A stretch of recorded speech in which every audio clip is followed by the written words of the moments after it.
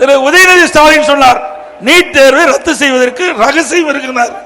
இன்ன வரைக்கும் ரகசியத்தை பூட்டி வச்சிருக்காரு. சொல்லப்பா மாணவர் கேட்கிறாங்க. திரு ஸ்டாலின் தேர்தல் நேரத்தில் சொன்னார், ஊர் ஊரா போய் பேசினார். திரு ஸ்டாலின் உதயநிதி ஸ்டாலின் ஊர் ஊரா போய் பிரச்சாரம் பண்ணாங்க. திமுக ஆட்சிக்கு வந்தன முதல் கையெழுத்து நீட் தேர்வு ரத்து. இப்ப எத்தனை மாசம் ஆச்சு? 50 மாசம் ஆச்சு. என்ன ஆச்சு? செஞ்சாங்களா? மாணவர்கள் ஏமாத்திட்டாங்கல்ல. அதோட திரு உதயநிதி ஸ்டாலின் சொன்னார், நீட் தேர்வை ரத்து செய்வதற்கு ரகசியம் இருக்கிறார். இன்ன வரைக்கும் ரகசியத்தை பூட்டி வச்சிருக்காரு. சொல்லப்பா மாணவர் கேட்கிறாங்க. இப்படி ஏமாத்து வேலை. இதை நம்பி நீட் தேர்வு ரத்தாயிரும் எண்ணி முழுமையா தேர்தலுக்கு அந்த கவனம் செலுத்தாத காரணத்தினால இன்னைக்கு 25 பேர் மாணவ மாணவி உயிர் நீத்துட்டாங்க.